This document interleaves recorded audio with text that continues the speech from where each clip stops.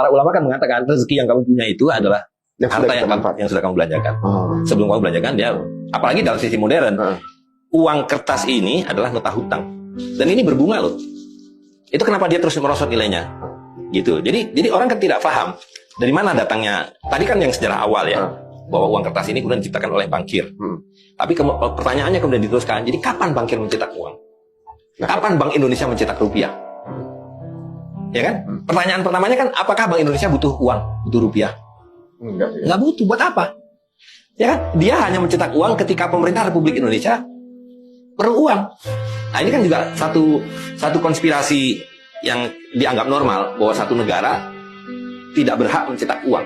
Yang mencetak uang diberikan hak monopolinya kepada perusahaan swasta yang kita sebut sebagai bank sentral. Dan kalau negara gimana?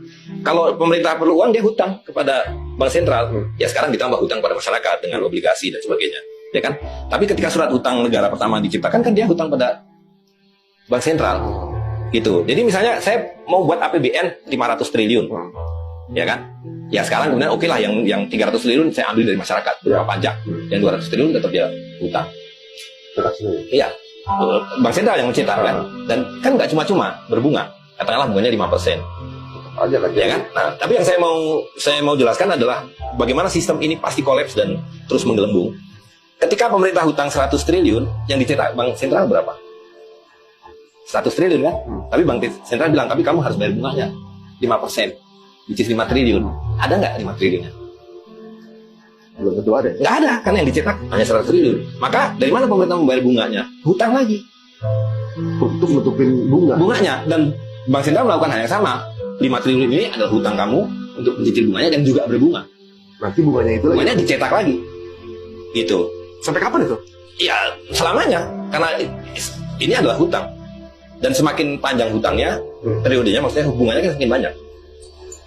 Nah, itu yang menjelaskan kenapa dulu harga ayam itu Rp1.000 waktu saya anak-anak dulu, kira-kira 50 tahun yang lalu, ya kan? Sekarang Rp1.000 buat beli cekernya nggak dapat. Ayamnya sama, 1.000-nya sama. Beda dengan ini tadi. 1 dirham, 3 gram perak selalu dapat seekor ayam.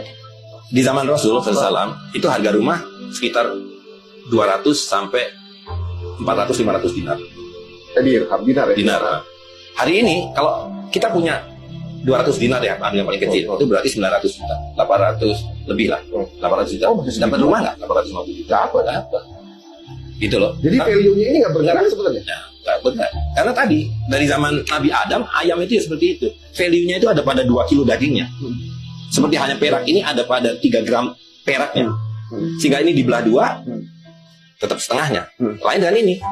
Rp2.000 kalau saya belah 2, kan tidak jadi Rp1.000. Jadi berapa? Nggak bernilai. Nah, nggak bernilai. Itulah against nature, melawan fitrah tadi itu. Jadi kata Nabi kan begitu. Kalau kamu mau menimbang sesuatu, kata Nabi gunakan timbangan orang Mekah. Dan timbangan orang Mekah itu spesifik, Nabi mengatakan koin emas ini dan koin perak. Tapi kalau kamu menakar, kata Nabi gunakan takaran orang Madinah, karena orang Madinah petani. Yang disebut so' dan mud, ya kan? Nah, kita sekarang menggunakan liter dan sebagainya. Poinnya adalah bahwa harta itu ketika mau divaluasi, dinilai, ditakar dan ditimbang nilainya.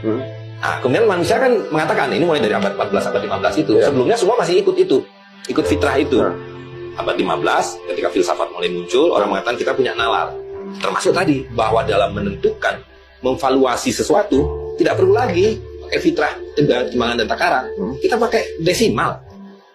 Dan coba lihat, semua mata uang kertas modern, kecuali euro kan baru diciptakan. Semua itu menggunakan nama emas atau perak. Nah, jadi sekarang tadi diabstraksikan dari value-nya, tapi nama-namanya dipertahankan. Nah, kemudian selain diabstraksikan, kemudian dimanipulasi dengan nama-nama yang terus dipertahankan. Tadi Allah mengatakan, aku ajarkan kepada Nabi Adam nama dan makna. Sekarang ini nama dan maknanya lepas, nggak ada kaitan. Namanya perak, namanya emas, tapi nggak ada nilainya. Dan semuanya dibalik. Ya, Anda kalau hutangnya banyak atau yang berpotensi hutang banyak disebut gold card. Ya kan? Tapi itu plastik, bukan emas. Gitu. Nah, lalu ada cara lain memanipulasi ya, tapi ini konteksnya agak berbeda lebih pada soal politiknya ya. Kenapa di mata uang kertas itu kebanyakan adalah gambar pahlawan? Supaya ini mengesankan nasional. Nasionalisme. Iya kan? Kalau emas dan perak, ya kan nggak ada bangsanya. Mau di Amerika, mau di Inggris, tetap laku dan nilainya sama. Orang Amerika nggak bisa bilang emas saya 15.000 kali lipat dari emas saudara. Sekarang mereka bilang kertas saya namanya US dollar 15.000 kali lipat dari kertas saudara yang namanya rupiah. Dan rupiah nggak laku kecuali di Indonesia, dolar laku di seluruh dunia. Ini konspirasi, bukan teori. Cara nyata, Anda punya ilusi seolah-olah Anda punya harta, tapi nggak punya apa-apa.